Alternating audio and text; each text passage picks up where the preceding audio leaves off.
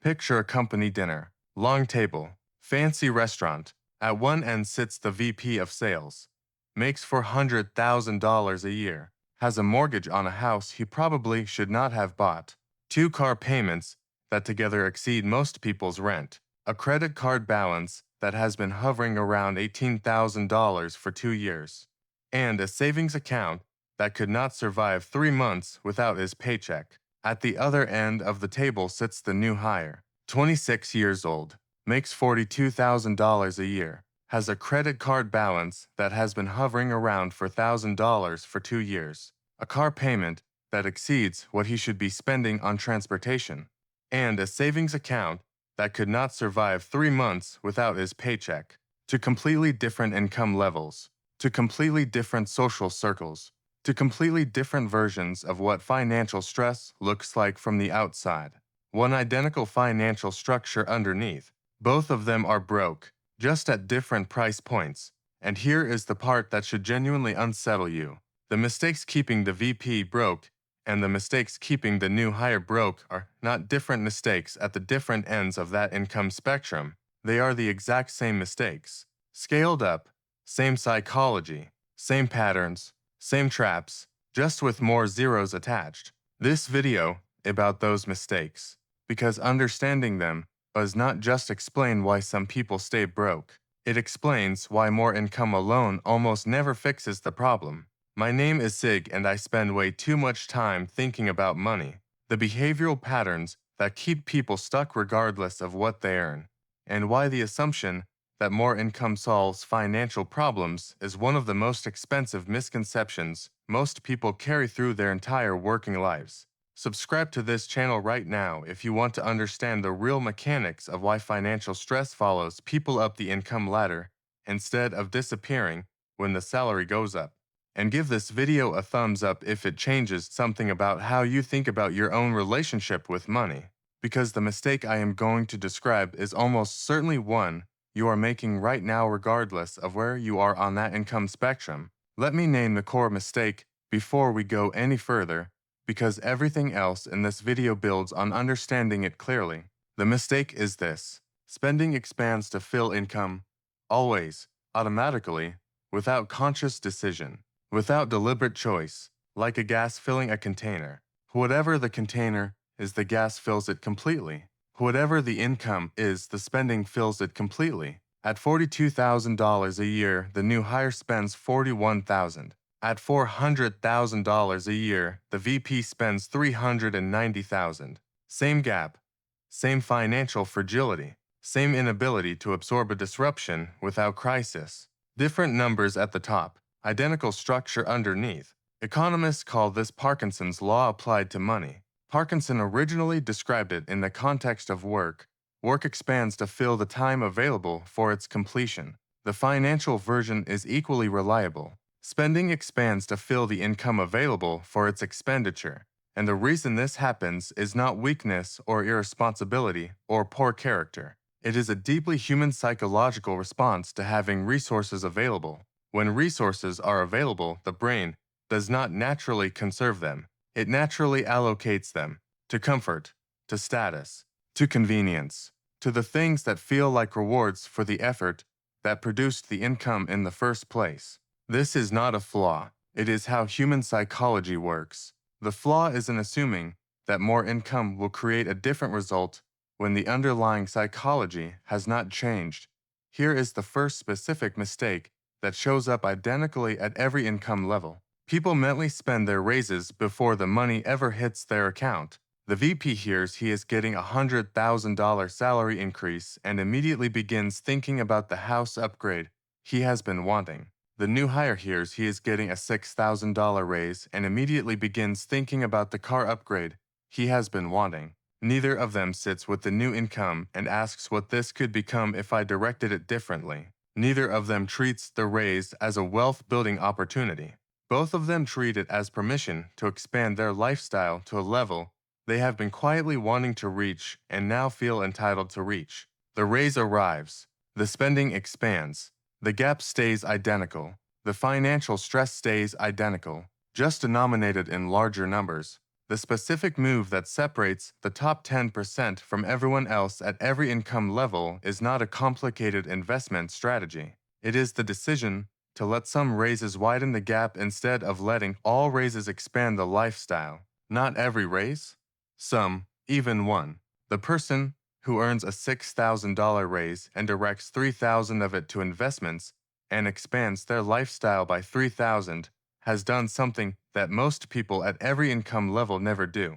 They let compounding start working on a portion of their income growth instead of consuming all of it immediately. Here is the second mistake that runs identically through every income level and that is responsible for some of the most spectacular financial collapses I have ever read about. Confusing how much you earn with how much you are worth. The VP earns $400,000 per year. That is his identity. His cars, his house, his restaurant choices, his vacation destinations. All of them are calibrated to signal an income of $400,000 per year. His net worth, which is the actual measure of financial health, is approximately negative $40,000 when you subtract his debts from his assets. He is worth less than nothing, but he earns a lot, and in his social circle, in his own self-perception, in the decisions he makes every day, income is the number that matters. Net worth is a number he avoids calculating. The new hire earns $42,000 per year. His credit card, his car loan, his student loans mean his net worth is approximately negative $22,000. He is also worth less than nothing. He also avoids calculating the actual number because the actual number is uncomfortable. Both of them are navigating their financial lives using the wrong scorecard. Income is the rate at which money flows in. Net worth is the measure of whether any of it is staying. A person who earns $40,000 per year and spends $35,000 is building net worth faster than a person who earns $400,000 and spends $410,000. Income is the raw material. Net worth is what you build with it. Confusing the two is how people end up earning generational wealth and retiring with nothing. Here is the third mistake, and it is the one that creates the most durable financial damage at every income level. Using debt to maintain a lifestyle that income alone cannot support. The new hire's credit card balance exists because his income does not comfortably cover his expenses and debt fills the gap. The VP's credit card balance exists because his income does not comfortably cover his expenses and debt fills the gap. Same mechanism, same solution, same long-term consequence. The specific flavor of the debt is different. The new hire is carrying grocery store credit card debt and a car loan that was slightly above his comfortable range. The VP is carrying home equity lines of credit, premium vehicle financing, and credit card debt from a lifestyle that require just a little more than the income produced in any given month. But the structural problem is identical. Both of them have an expenses number that reliably exceeds their income number. And rather than reducing the expenses number, they have been borrowing to cover the gap. Debt is not a solution to an income problem. Debt is the problem wearing the costume of a solution. It makes the present month work by making every future month slightly harder. It adds an interest obligation that increases the expenses number without increasing any asset. And it compounds in the direction of more obligation, more interest, more difficulty, until the gap between income and expenses becomes impossible to close without a fundamental restructuring of how money is being managed. Here is where I want to go deeper, because the three mistakes I have described so far are all symptoms of something more fundamental that almost never gets discussed honestly in personal finance content: the psychology of financial identity. How you see yourself financially determines every financial decision you make. And the problem is that most people's financial identity is built around income rather than behavior. The new hire sees himself as someone who does not make enough yet. The VP sees himself as someone who has earned the right to live at this level. Both of these identities produce the same outcome. One is waiting for more income to solve the problem. The other believes income already solved the problem. Neither of them has built an identity around being someone who builds wealth. And until that identity shift happens, more income does not fix the problem, it scales it. Here is a specific behavioral pattern that shows up with remarkable consistency at every income level. The emergency fund that exists in principle but not in practice. Ask the new hire if he has an emergency fund. He will tell you he is working on it. He has about $800 in a savings account. He intends to build it up. He just has not gotten around to making it a priority. Ask the VP if he has an emergency fund. He will tell you he has access to a home equity line of credit if something comes up. Or he could liquidate some investments. Or he has credit cards with high limits that could handle most emergencies. Both of these answers describe the absence of an actual emergency fund dressed up in the language of having options. The new hire has $800, which covers approximately 0 emergencies of any significance. The VP has theoretical access to debt that he would have to take on at interest rates that punish him for using it. Neither of them has 3 to 6 months of actual living expenses sitting in a liquid account that exists specifically to absorb disruptions without triggering debt or investment liquidation. And the consequence of this shared absence is the same at both income levels. When the disruption comes, because it always comes, it goes on debt. The debt increases the monthly obligation. The increased monthly obligation makes the gap between income and expenses wider.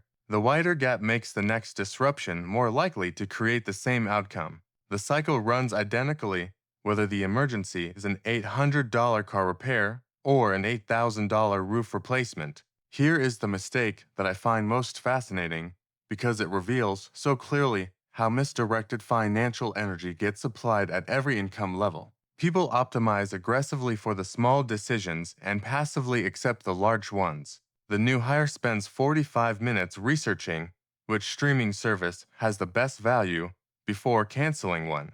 He spends 0 minutes researching whether his car loan interest rate is the best he could get or whether refinancing would save him money. He tracks his grocery spending meticulously. He has never once called his car insurance provider to ask for a better rate or shopped competitors. The VP hires a financial advisor and pays 1% of assets annually in fees without ever researching whether a low-cost index fund approach would produce better after-fee returns. He negotiated aggressively on the price of his last car but accepted the financing rate the dealer offered without a second thought, costing him thousands in interest. He cuts costs in his business with analytical precision, but has never sat down to calculate what his housing costs as a percentage of income and whether the decision still makes mathematical sense. Both of them are spending their financial attention on low-leverage decisions while leaving high-leverage decisions on autopilot. The 10 minutes it takes to call an insurance provider and ask for a loyalty discount or shop a competitor often produces $100 to $300 annual saving. The 30 minutes it takes to refinance a car loan at a lower rate can save thousands over the loan period. The decision to move from a 1% expense ratio fund to a 0.04% index fund on a $300,000 portfolio saves $3,000 per year in fees. These are not complicated optimizations. They are high-leverage decisions that reward the 5% of people who make them and quietly tax the 95% who do not. Here is the last mistake, and it is the most important one because it is the belief that keeps all the other mistakes in place. The belief that a higher income number will produce a fundamentally different financial experience. The new hire believes that when he is earning $80,000, the financial stress will go away. The VP believed the same thing when he was earning $80,000, then when he was earning $150,000, then when he was earning $250,000. At every level, the same thing happened. The expenses expanded. The identity recalibrated upward. The gap stayed identical. The stress stayed identical, just with more zeros. The research on this is consistent and sobering. Studies on lottery winners, on professional athletes who go from poverty to multi-million-dollar contracts, on executives who receive large salary increases, all of them show the same pattern. Within 2 to 3 years of a dramatic income increase, the person's financial stress levels return to their pre-windfall baseline. Not because they made bad decisions, because their spending adjusted to the new normal, and the psychological experience of having more money than obligations return to whatever their habitual gap had always been. More income does not produce financial peace. A wider gap produces financial peace, and the gap is a behavior, not an income level. It can be created at $40,000 per year. It can be destroyed at $400,000. The choice of which one happens is almost entirely determined by whether you understand that the gap is the goal, not the income number that sits above it.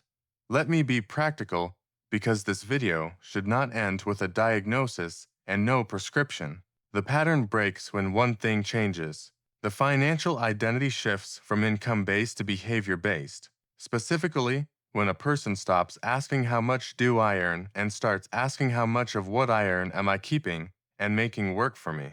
That shift produces different decisions at every income level. It produces the decision to automate savings before spending instead of saving what is left over. It produces the decision to calculate net worth monthly instead of avoiding the number. It produces the decision to let some raises widen the gap instead of expanding the lifestyle. It produces the decision to optimize the high-leverage financial decisions, the housing cost, the investment fees, the insurance premiums, the debt interest rates, instead of spending financial energy on low-leverage ones. None of these decisions require a high income to execute. They require a specific understanding of what the goal actually is. The goal is not to earn more. Earning more is the raw material. The goal is to build a widening gap between what comes in and what goes out, and to direct that gap toward things that compound forward instead of things that disappear immediately. That goal is available to the new hire at $42,000. It is available to the VP at $400,000. The income is irrelevant to the goal. The behavior is everything. Remember the two people at the dinner table I described at the beginning. The VP and the new hire broke at different price points, making the same mistakes at different scales. Here is the version of that story that almost never gets told. The new hire at that table who understands what I just explained, who makes the identity shift from income-based to behavior-based, who decides that the gap is the goal, who automates his savings before he spends and lets his raises widen the gap instead of expanding his lifestyle. That person at $42,000 is building more real wealth than the VP at $400,000, not because he earns more, because he understands something the VP never figured out. That financial peace is not a reward for earning enough. It is the result of building a gap wide enough, and the gap can be built right now, at whatever income you are currently at. If you stop waiting for the income number to change and start changing the behavior instead, now that you understand why income alone never fixes financial stress, the next question is what actually does fix it. In my next video, breaking down the real reason most people stay paycheck to paycheck forever, and it has nothing to do with how much they earn. That video is linked on the screen right now. Watch it next.